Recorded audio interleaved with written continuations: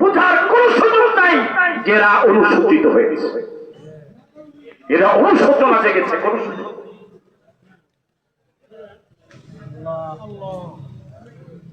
জালেমরা ফিরে আসলো। মক্কার আরো কিছু মানুষ মনোযোগ দিয়ে শুনুন, যারা এতদিন পর্যন্ত মাসলুমদের প্রতি জুলুম করে নাই, কিন্তু ঈমানও আনে নাই। এই মাসলুম 101 জন আবিসিনিয়া হিজরত করে যাওয়ার পর যারা এতদিন নীরব ছিল, জুলুম করে নাই, ঈমানও আনে নাই, তাদের মনের ভিতরে আল্লাহর পক্ষ থেকে একটা বিপ্লব শুরু হয়ে গেল। আল্লাহু আকবার বলবেন। ওই মাসলুমদের পক্ষে একটা সিম্পিটি জাগলো। তারা মনে মনে চিন্তা করলো, আমাদের এলাকার লোকেরা এত খারাপ, এত খারাপ, এই ভালো মানুষদেরকে এত অত্যাচার ওরা করেছে। এরা তো আমাদের প্রতিবেশী ছিল, আমাদের উত্তর বাড়ির ছিল, আমাদের পূর্ব পাড়ার ছিল, একসাথে হাটে বাজারে যেতাম, একসাথে রাস্তাঘাটে চলাফেরা করতাম। এমন কি অপরাধ তারা করেছে যাদেরকে দেশ থেকে বিতাড়িত করা লাগবে? এই জালেমদের এই অত্যাচারের কারণে এই মাসলুমদের প্রতি এলাকার কিছু নীরব মানুষ যারা, ভালো মানুষ যারা, তাদের ভিতরে মনে একটা বিপ্লব শুরু হয়ে গেছে। আমার ভাইরা, অল্প সময়ের ভিতরে ইসলামী একটা বিপ্লব জাগরণ শুরু হয়ে গিয়েছে। এটাই নিয়ম। আপনি যত জুলুমের শিকার হবেন, আপনার পক্ষে মানুষের গণজোয়ার তৈরি হবে। যারা জুলুম করে, যারা জালেম, তারা জমিন দখল করতে পারে, মানুষের হৃদয় দখল করতে পারে না। যারা মাসলুম, তাদেরকে পরাজিত মনে হয়, কিন্তু সময়ের ব্যবধানে জনগণের মন এবং ভাবে তারা জয় করে, সুযোগ পাওয়ার সাথে সাথে সেটার বিস্ফোরণ ঘটে।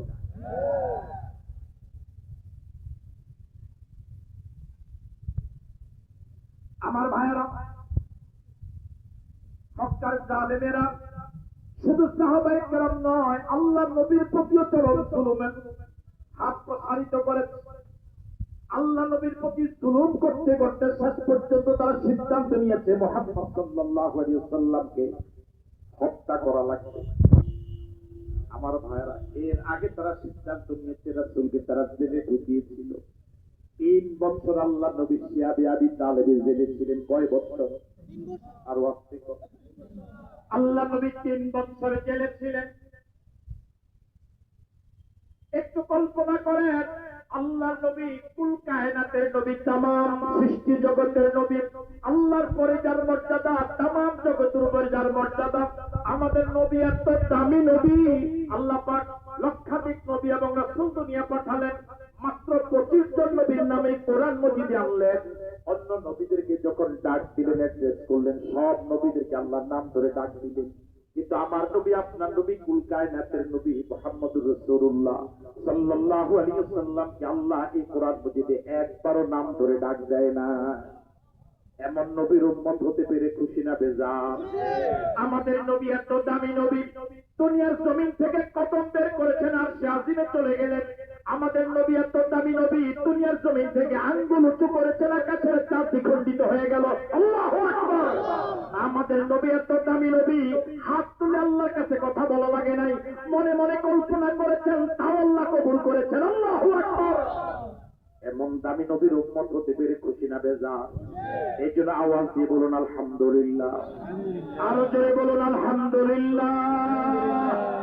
আরেকবার বলুন আলহামদুলিল্লাহ। এমন দামি নবীকে জালেমেরা 3 বছর জেলে রেখেছে। সাহাবায়ে কেরাম গাছের পাতা খেয়ে খেয়ে জীবন যাপন করার কারণে ছাগলের টয়লেটের অবস্থা যেরকম, সাহাবায়ে কেরামের অবস্থা ঠিক সেরকম হয়ে গিয়েছে। আল্লাহ নবীকে হাতিয়া দিত।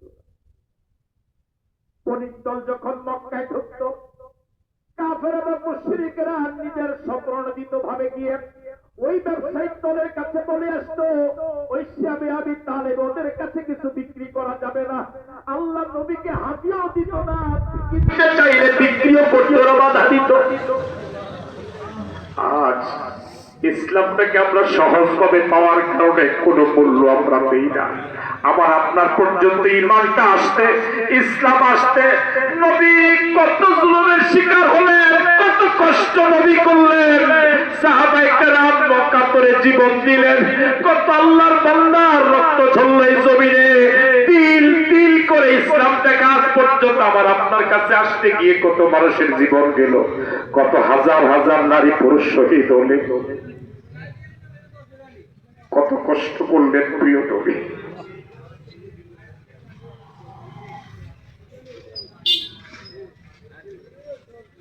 মক্কার কাফের এবং মুশরিকেরা আল্লাহ নবী এবং সাহাবায়ে কেরামকে জেলে ঢুকাতে গিয়ে একটা আইন করেছিল, মন গড়া আইন। ওটা জান্নাতে লিখে ওই আইনটা আল্লাহর ঘরে লটকায় রেখেছিল। একটু কল্পনা করেন, আল্লাহ নবীকে জেলে ঢুকালো, আবার আইন করে ওই আইনটা আল্লাহর ঘরে ঝুলে রাখলো। ঘর আল্লাহর দখলে তাদের, কথা কয় না কেন? ঘরটা কার? দখলে কাদের? আল্লাহ বিরোধী যারা তাদের, ঠিক নয়?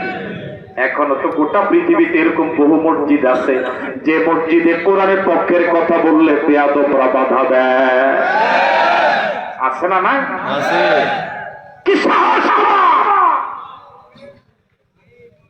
এক ওয়াক্ত নামাজের ইমামতি দিলে তুমি ইমামতি করার চুপ করে রাখো না, সূরা ফাতিহা পড়ো না। এটা করতে 3 বছর পার হওয়ার পরে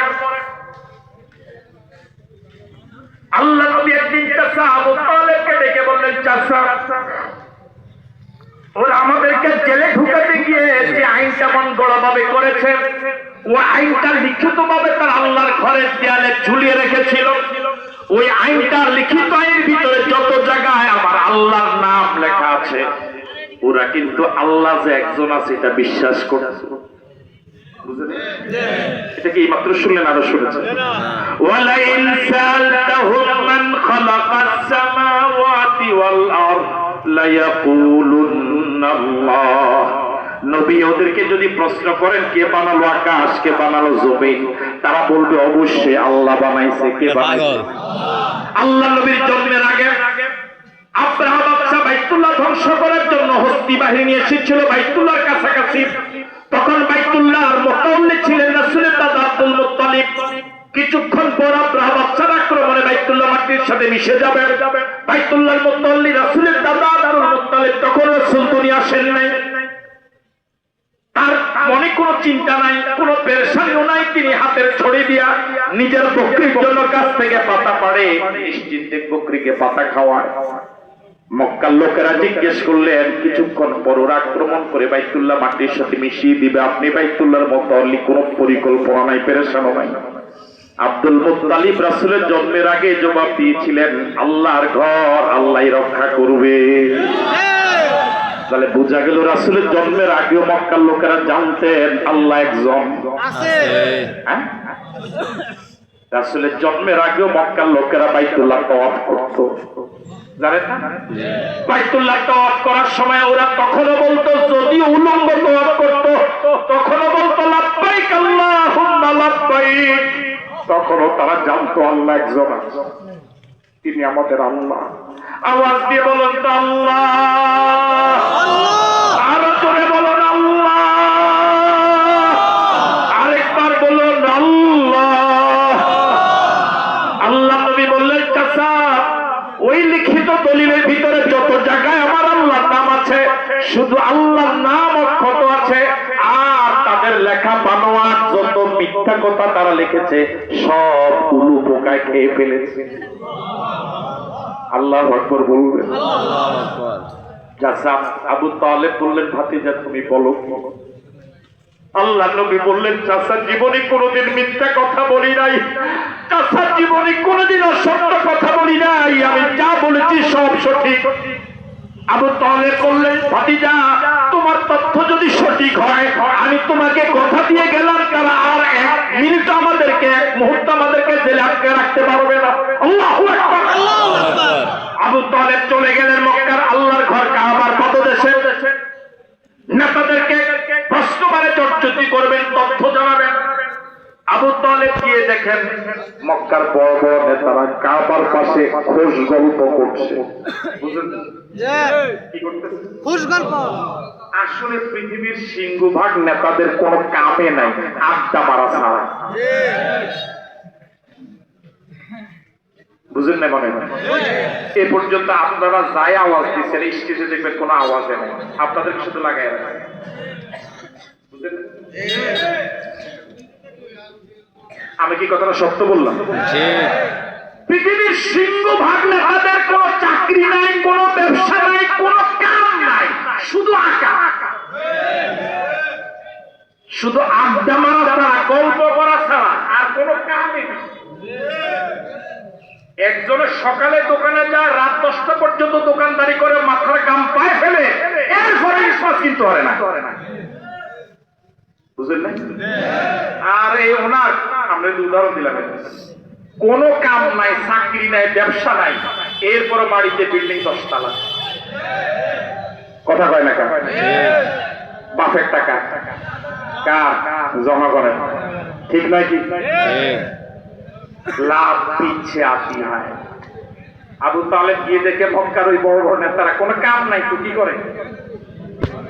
এটা খোঁজ গল্প বলা যায় না। আচ্ছা, হ্যাঁ, কারে বাস দেওয়া যায়, কারে খুঁড়া দেওয়া যায়, বুঝেন তো বাংলা কথাগুলো? আপনি কি আছেন না গেছেন গা? এই গল্পের ভিতরে মূল প্রতিপাদ্য, মূল মাসবুন আলোচ্য বিষয় হলো কারে কিভাবে ধরা যায়, কারে কিভাবে খাওয়া যায়, কারে বাস দেওয়া যায়, কারে খুঁড়া মারা যায়। এই ছাড়া, এই আলোচ্য বিষয় ছাড়া আর কোন আলোচ্য বিষয় নেই। বুঝতেছেন? আবু তালেব তিনিও তো নেতা, তিনি তো সাধারণ কেউ না। আর ভাতিজার কারণে না তার কাছে দরনাদার লাগছে, তিনিও দাপটি মানুষ। তিনি গিয়া বলে, তোরা যে আমার আড্ডা মারো, তোকে সব দলিল মলিল সব খাইয়া, ওরে কথা কয় না, তোরা যে এনো মাপবাড়ি করো, তোকে মাপবাড়ি সব, তোকে দলিল সব। তারা এটা বিশ্বাসই করে না। আমাদের কথায় মক্কায় উঠে, এটা বুঝে পরে কথা কইগুলো কইয়ে দিব না। মক্কা উঠে আমার একটু কথা কইয়া আগাইয়া দিবেন না, সেটা ভালো যে আমরা এই মানের নেতা, আমগর নাম যদি কোন দেয়ালে লেখে, দেয়ালে না না ইয়ে ধরে না, দেয়ালের মধ্যে কি ধরে, আমাদের নাম লেখা যদি কোন দেয়ালে, দেয়ালে কি ধরে না, আমাদের নাম লেখা কোন তার ক্ষেত্র দিলে উন্দুর হামদায় না। আমগর নামের উন্দুর হয়তো তো ডরায়, আর আমগর দলিলে খাইব, দলিল খাইব কিসে? ওরে কথা কয় না কা? এরম না ফাতি নেতা পৃথিবীতে আছে না নাই? আছে। গরম আপনার হইল না, সেটা হাতে লাগা থাকা যায় না। ঠিক। হাতি ঘোড়া গেল তো, ছাগলে কয় কত জল। তারা বিশ্বাসই করে না। আমাদের কথায় মক্কায় উঠে বসে, আমাদের আঙ্গুলির হেলনিতে পুরা দেশ চলে, আর আমাদের লেখার উপরে ছোট্ট ফোকায় মুখ লাগাইব, এটা আমরা বিশ্বাসই করি। এরকম না আস্থাশীল নেতা তো এখনো পৃথিবীতে আছে।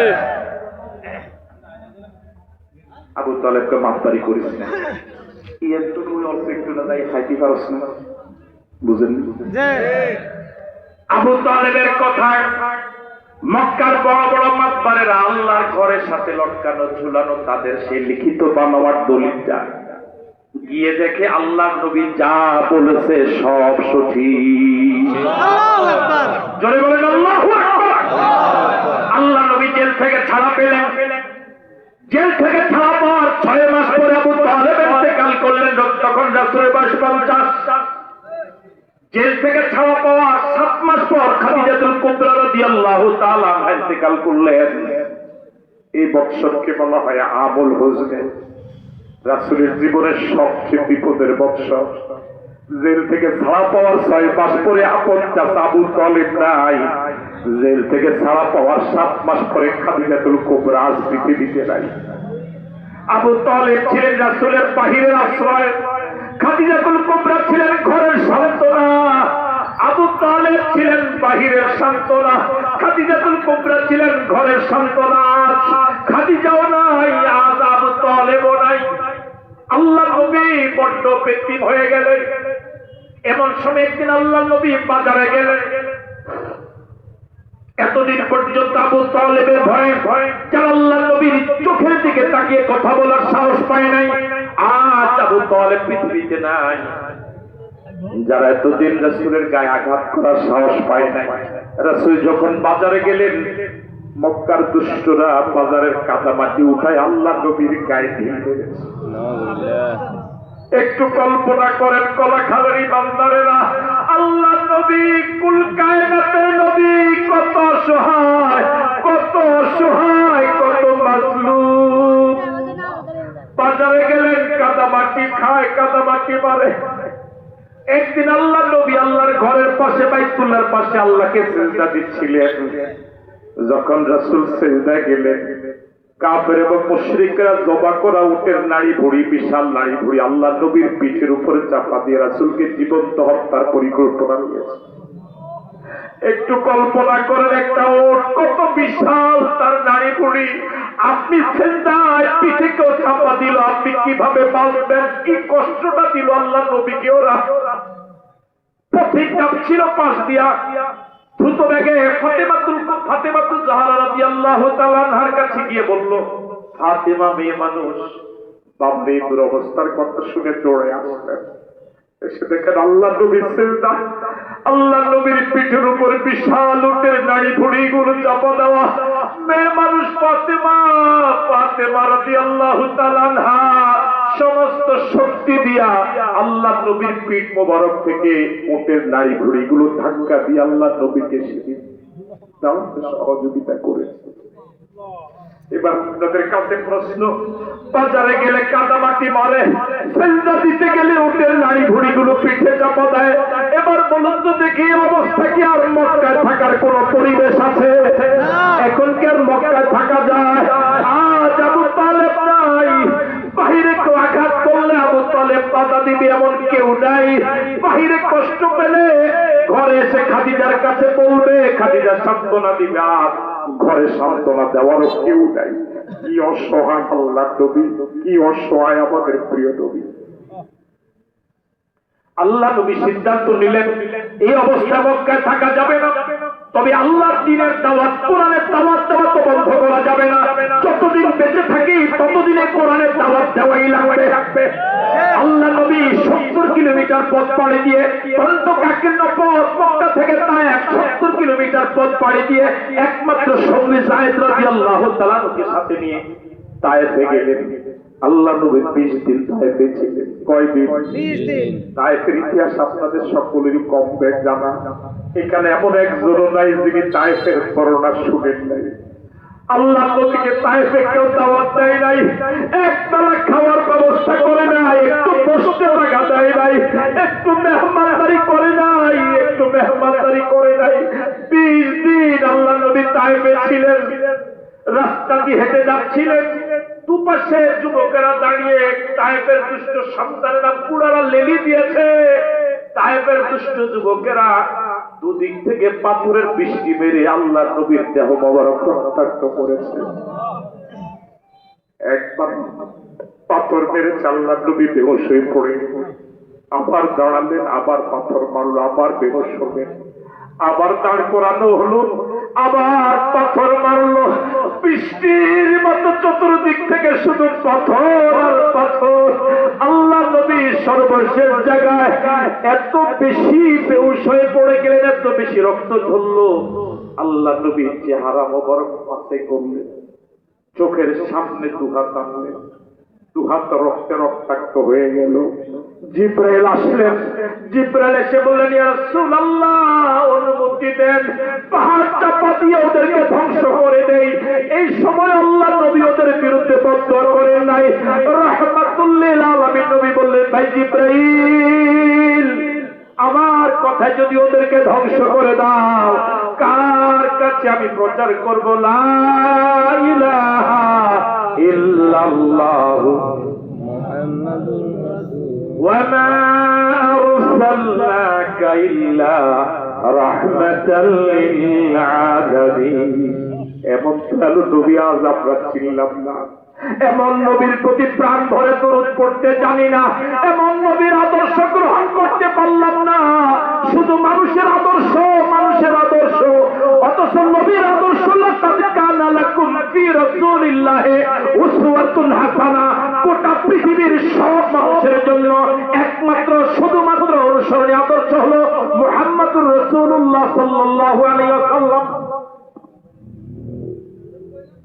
আমার ভাইরা, এমন নবীর জীবনে শিখলাম না, এমন নবীর জীবনে জানলাম না, এমন নবীকে জীবন দিয়ে ভালোবাসতে পারলাম না, এমন নবীর জন্য চোখ থেকে পানি ছাড়তে পারলাম না।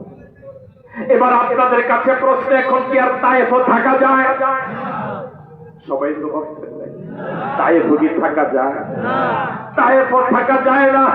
মক্কায় ঢুকতে পারবেন না। মক্কার লোকেরা যে জালেমের অত্যাচার করেছে, ওই জালেমরা যদি জানে তায়েফে মাইর খেয়েছে, মক্কার জালেমদের